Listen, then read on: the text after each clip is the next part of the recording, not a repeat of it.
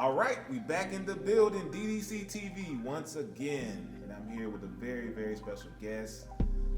Kinfolk is an understatement. I'm here with a real kindred, my cousin, Mr. Greg Lockett. How you doing, sir? I'm doing great, man. Great to be here. All right. Well, it's a pleasure to have you. Thank you for coming through on short notice. Short notice is notice. That's right. All right, well, you're doing a lot nowadays in the industry. You're, I guess, a late bloomer of sorts, and we definitely want to jump into that. All right, so you are from the D. From the D. And for anybody that don't know, That's from Detroit, Motown. That's right. Okay, so what side of town are you from? Northwest. Northwest. Okay, and I believe you went to Central High School? Custer Elementary, Longfellow Central. Tell us what it was like growing up in Detroit. You know, what was life like in the family? Detroit was great, and even though I've been in Atlanta since 1985, I've been here longer than I was in Detroit. I left Detroit when I was 28 years old, and I'm old now. 64 years old now. Okay. Okay. But Detroit, I still consider that home. All my family is there. Wasn't able to get anybody to move here with me.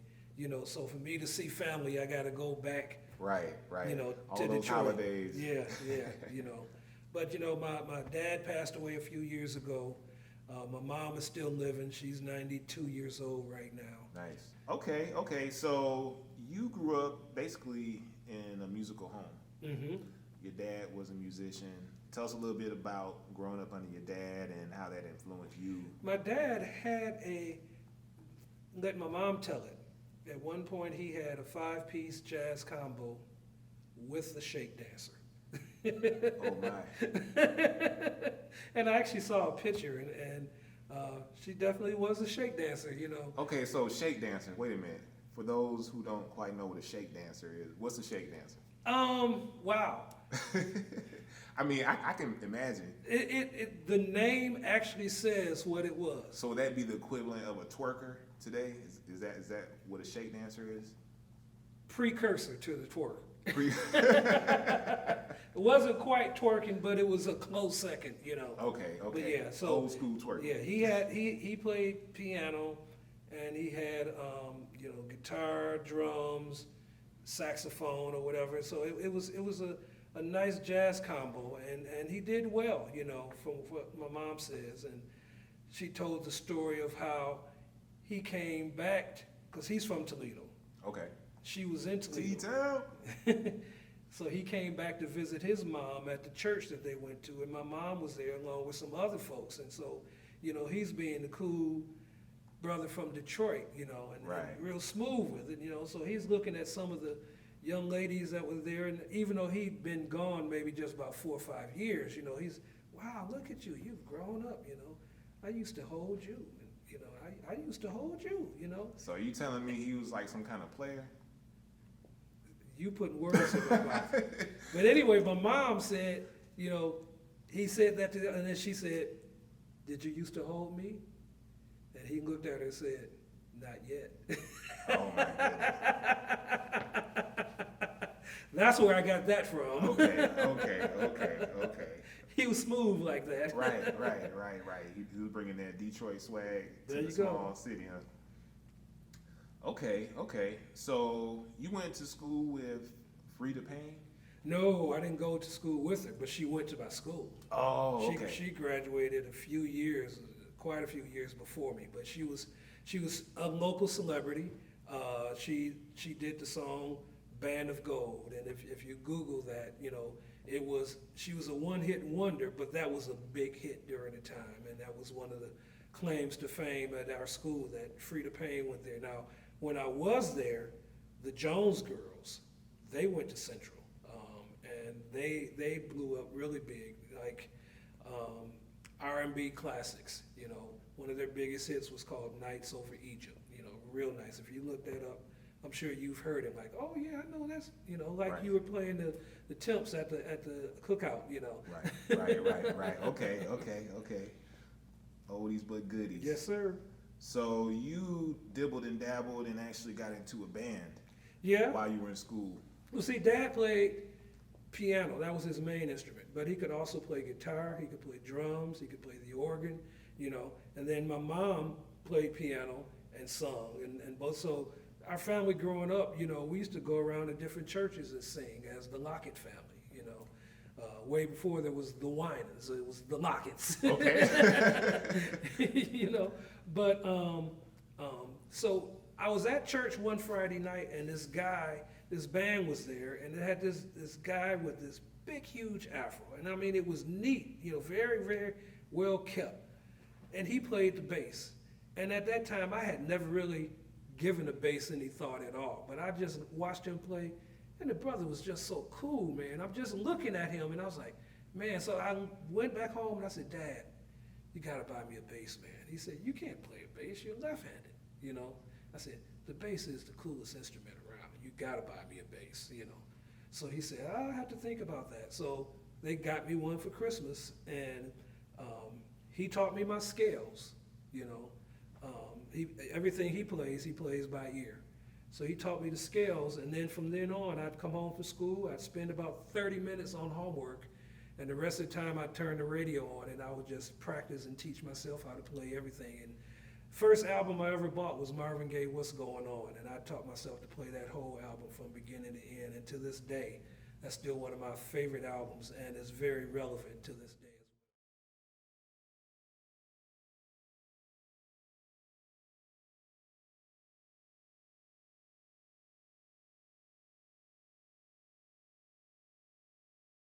So can you still play it from beginning to end? Everything, Wow. everything. That's amazing. That's amazing. So you self-taught yourself how to Yes. play the whole album Mm-hmm. just off the ear, off Yes. the sound. Yes. Okay. That's what I'm talking about. Whew. Okay, so what happened with the band? Where did that lead?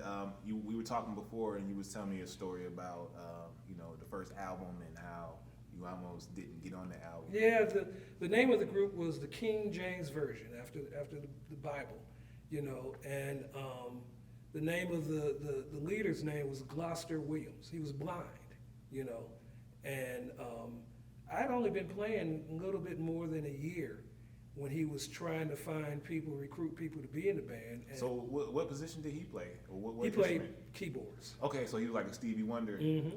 Okay. Mm-hmm. You know, and so a guy from my church, Charles Wells, played guitar, and he was already recruited to be in the band.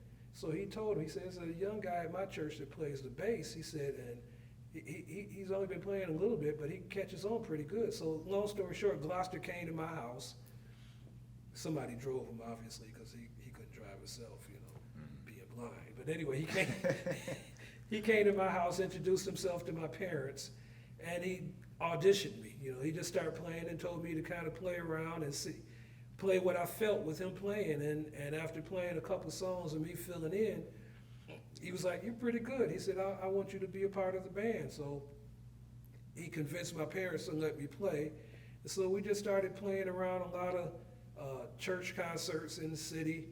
And he wrote all the material that we did. And then shortly thereafter, he got signed by this label called ABC Dunhill Records, which at the time was a pretty big label.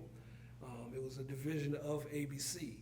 And so we got signed, and so we're all preparing to do this album. Then about 2 weeks before recording date, he comes and says, are you part of the union? And I'm like, what union? You know, he said, the musicians union. I said, man, I don't know about no musicians union. I play at church, and you know, I'm in high school, you know. Right. So he said, well, So this is all new to me. yeah. He said, well, technically, I'm not supposed to use a non-union musician on an album. He said, I'll have to check out some things. So he came back, and he's deceased now, so he can't get in trouble. But he came back to me and said, well, we can pay you under the table. We can't pay you union scales, but we can pay you under the table, and your name just won't be on the credits. And looking back now, I kind of wish that I had joined the union, Right. because not having my picture on the album or my name in the credits, you know, I can tell people that's me, Right. But there's no way I can prove that's me, Right. you know. But we went to the studio, and he told me, he said, I can't pay you union scales. I can only pay you $35 an hour, you know. And for a 17-year-old kid, What year are we talking? this is 1974, Okay. you know, $35 an hour is a lot of money, you know. And so I'm thinking, I'm gonna make a bunch of mistakes so I can make that check as big as You gonna possible. draw it out. You know. But we get to the studio, it's called Pack 3. And I walked in the lobby, and then, you know, just kind of, this is my first time being in the studio. And so I'm in awe just being in the studio. But then I look around, and you see pictures of Stevie on the wall, Gladys Knight and the Pips, you know, all of the Motown greats. You see their pictures of them actually recording in this studio that I'm about to record in, you know. And that was just like a take me back moment right there, you know, like the 17 years old, I can imagine. the You was gravity on top of the what world. was happening or what was about to happen really hit me, man. And I'm sure my knees probably buckled a little bit, you know. And then once we went in and just the whole recording process, I was like, this is what I want to do the rest of my life. So I thought at that time, you know. Right. But it was a great experience, really great experience. You know, we once, I'll tell you a quick story. We went on the road to Kansas City to do a concert, and so we were on the tour bus that we were on, and everybody was talking about how they used to go to the state fairs, and they would have all these people supposed to be some kind of, you know, abnormal thing wrong with them, the snake lady, you know, the lizard Like man. circus, Yeah, exactly, you yeah. know. And so Gloucester, he said he went to one, and this guy was advertising how, you know, he can take his eyes out, you know. And Gloucester said, I started to embarrass him and take both of mine out. We're like, man, Gloucester, quit tripping, man. You can't. He said, no. He said, these are not real eyes, these are glass eyes. We're like, man, quit playing. He pulled out a hanky out his pocket, man, and did like this, and had an eyeball in his hand. I was like, oh, put it back. Oh man, that's crazy. So the blind leader, he had two glass eyes. Yes. Two. Wow. So was he born blind, or was that like something that happened? I don't remember the story. Yeah. Okay. But he got two glass eyes. He had two glass eyes. Wow. Okay, so let's fast forward a little bit. You eventually did come to Atlanta after dibbling and dabbling in a lot of different trades. Mhm. You told me that you did a little bit of everything. Basically, you're a salesman. Tell me a little bit about that, you know, experience, and then eventually making it to Atlanta. I lived a full life, you know, and one of the phrases that I use always is, everything I have done up to this point has prepared me for this point. When I was in school, graduated from high school, went to college, my visions was to be a commercial artist.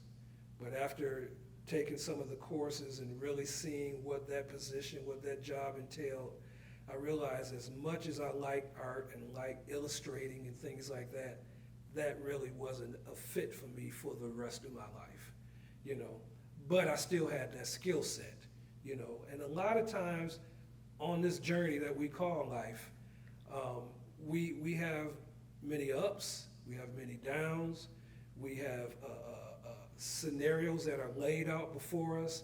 You know, we have some that we think we stumble upon, you know, but everything I have done up to this point has prepared me for this point.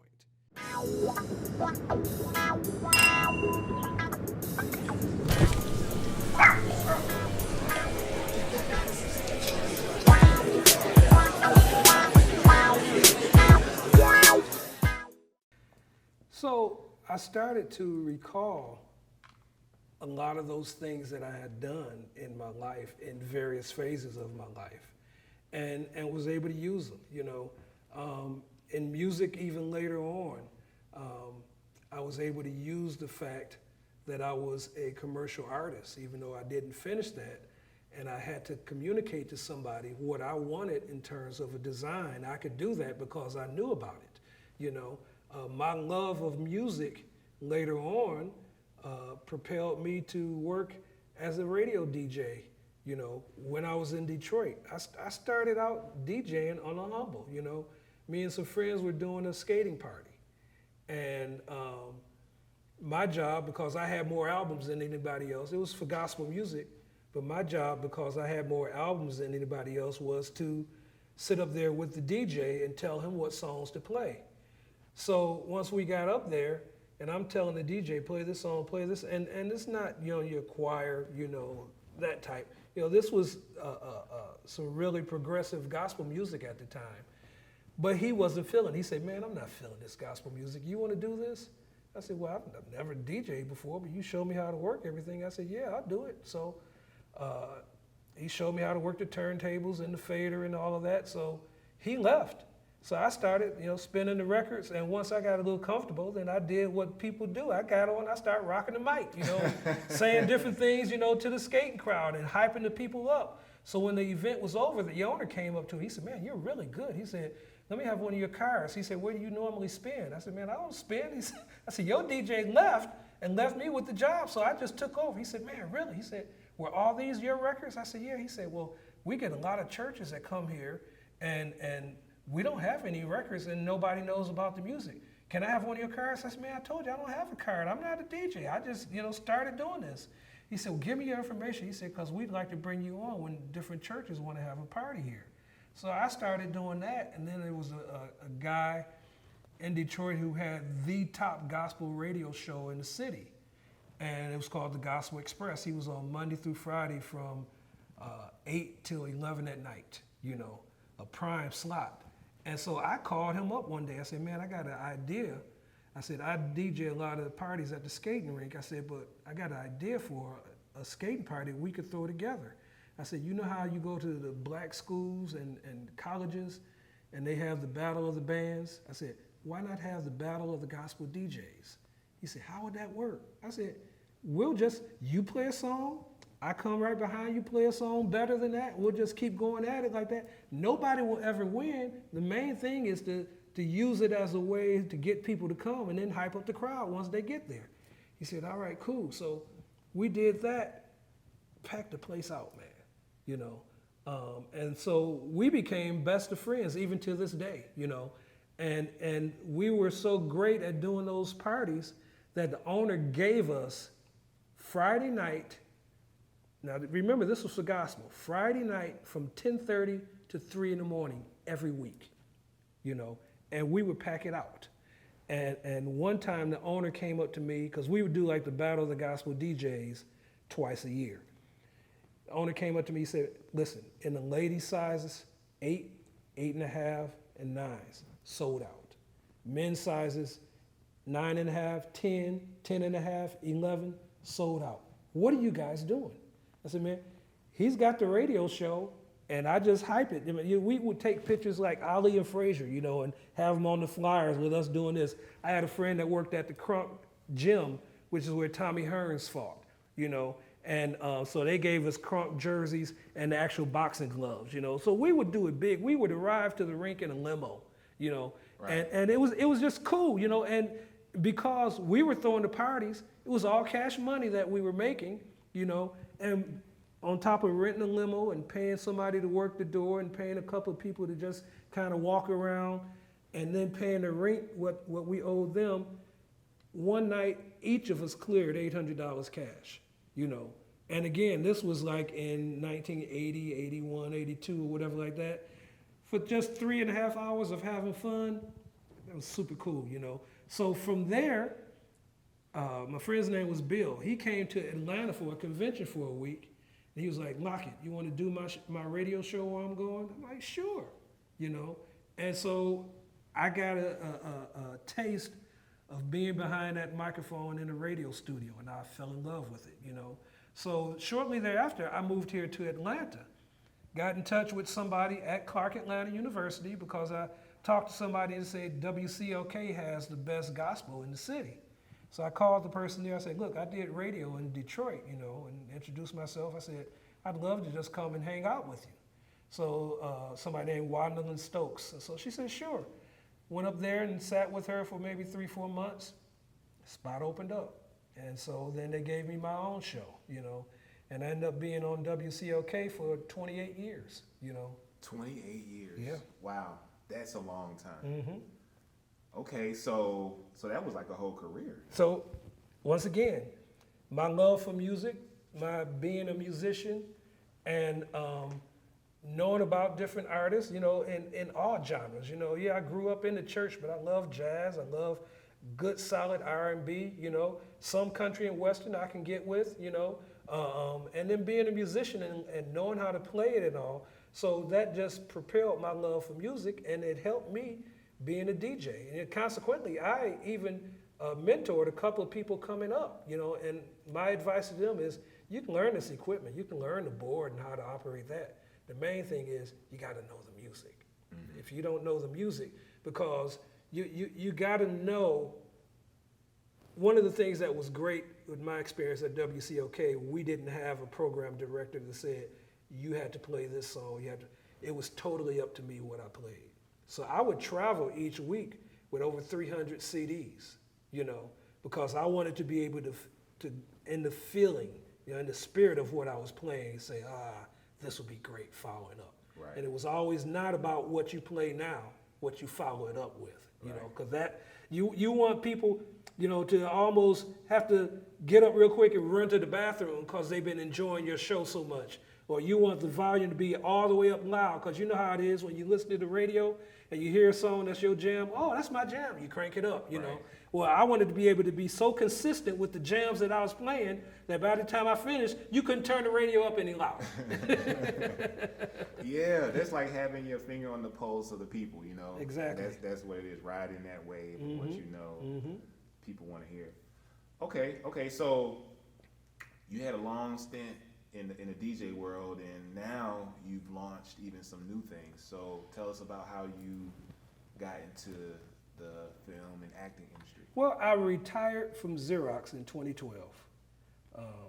Still a young man, but it's something about knowing timing. In Ecclesiastes it says there's a season and a time and a purpose for everything under the sun. And to me, one of the greatest things that we can know is to be able to discern the seasons of God. God moves in seasons, and you could be good at something in a particular season, but once those seasons change, that skill set may not be able to be successful in that next season, and then you're bumping your head up against the wall wondering, how come this is not working? The seasons have changed, So I was really sensing that my season at Xerox was about to be up. And even before they had announced that there was going to be layoffs, I had already told my wife, I think they're going to have some packages coming up. Because what they would do, they have two ways. They have what they call a VRIF, which is a voluntary reduction in force. And if they don't get the numbers that they want in the VRIF, then they have an IRIF, an involuntary reduction in force. You want to try to get in on that VRIF, because if you get in on the VRIF, you're prepared. You know this is your time. And then usually those people that got the IRIF, they weren't ready for it. They weren't prepared, and the deer in the headlights look. And I had to have those conversations a lot of times as a manager with my team, when they gave me a list, these are the people you need to let go, And that was never a nice conversation to have, because these people working for me, I knew about their families, their spouses. I knew if they had a mortgage, if they just bought a new car, and it was not an easy conversation to have, because it was not always based on someone's performance. Sometimes they kept the low performing people and let the high performers go. It was a numbers game. The people who had been there the longest and made the most money, well, they wanted to reduce that. So, those were the people that they were letting go. So anyway, I felt they were going to have some actions coming up. So I told my wife, if they have a package, I'm taking it, And, it was a great relief off of me when she said, I think you should, because when you got your spouse agreeing with you, that's the best thing in the world.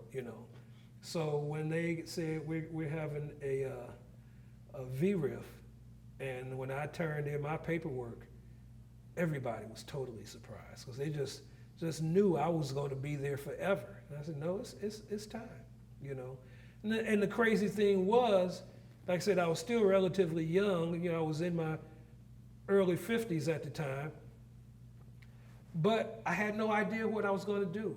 And for me, retiring from Xerox did not mean retiring altogether, But I had no idea what was next, And being somebody who likes to be in charge and likes to plan things and plan events and, map things out, to be able to just jump out like that without any real plans, it was a bit scary, But I knew it was the right time, So the way I've phrased it, my eyes closed shut and my faith wide open.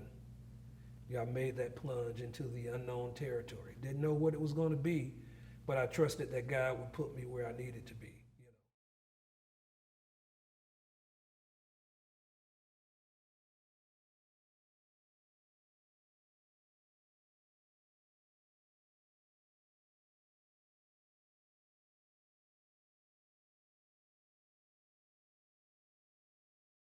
So after working in corporate America all that time, and my time in CLK had ended, this was a completely clean slate.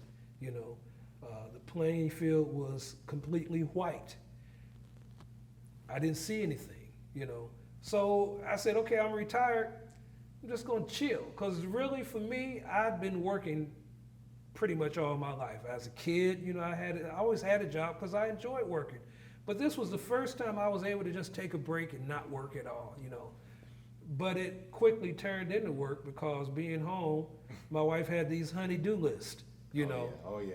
And you think you're not going. Yeah, it's 10 things on the list, and I knock off 8, and then I look, there's 8 more that's added. This was perpetual. It was never going to end. I'm like, nah, this wasn't part of the master plan. So it's crazy being a gospel DJ all those years, but once I left WCLK, I rarely listened to gospel radio. I'm a sports radio junkie. I listen to sports radio all the time.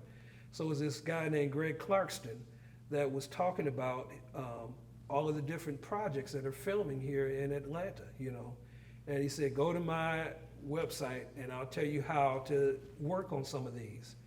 And so he basically said, he listed all of the casting companies that did what they call extras casting or background casting.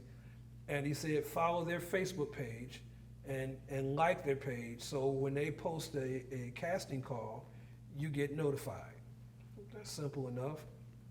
So I did that, but I didn't submit for anything right away. And then I saw one for this show called The Originals that I never even heard of. It's about vampires and witches and all that kind of stuff, which I hate, But anyway, they described somebody that was like me. They wanted somebody that was in their 40s to 50s. They said all ethnicities, and they listed the different ages. So it was perfectly for me. So I submitted, and about 30 minutes later, I got an email saying you're booked. And I was like, man, it's that quick. All I did was take a couple of pictures with my cell phone and send them in, and along with all my sizes and everything. And yeah, they sent me an email saying you're booked. So you must have had the right look, huh?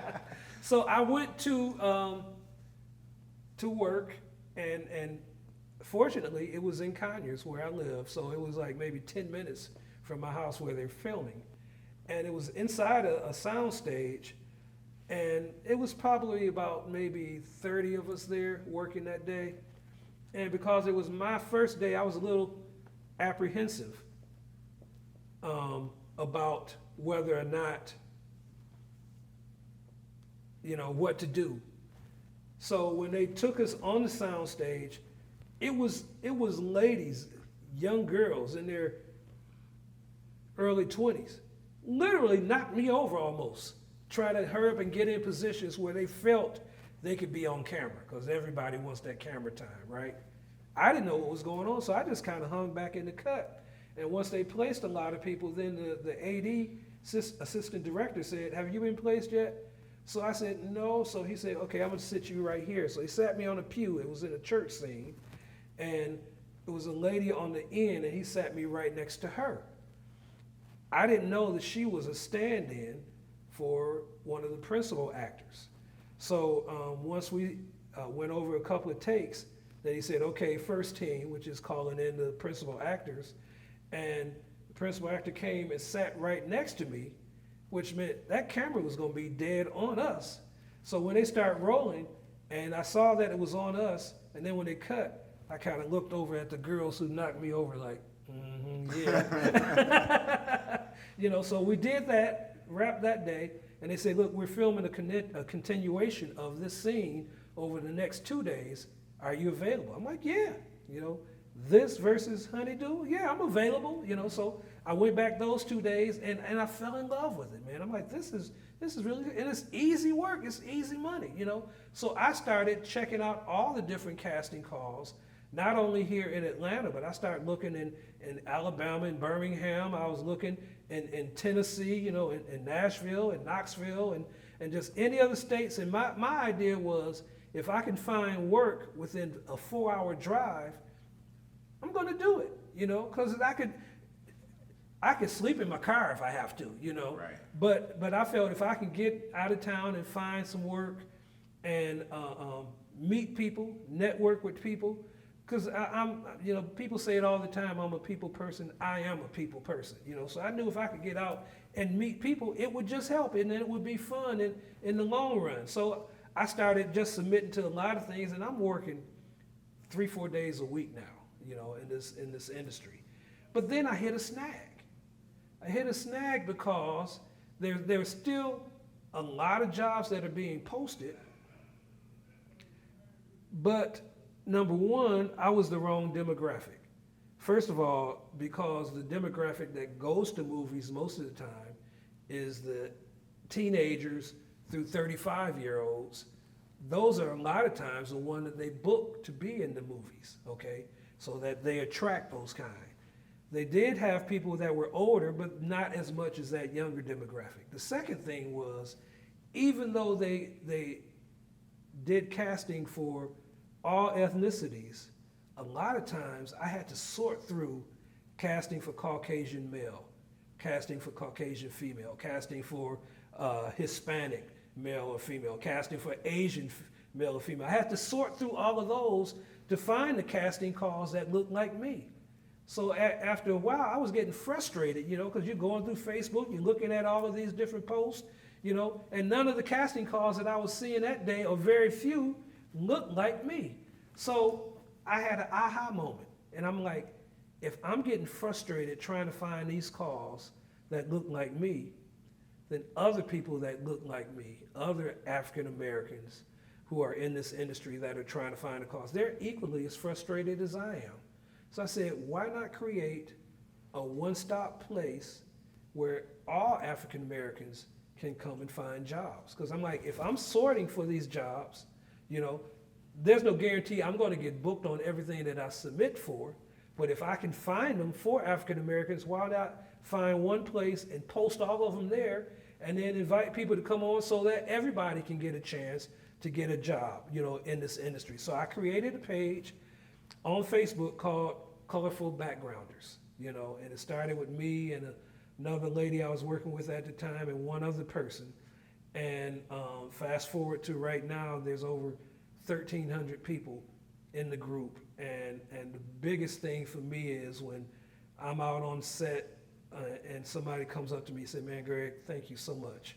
Because of Colorful Backgrounders, I don't even look at any of the other pages, because everything here is for me, and you keep me working, And I often tell people my dad was somebody who was known for getting people jobs.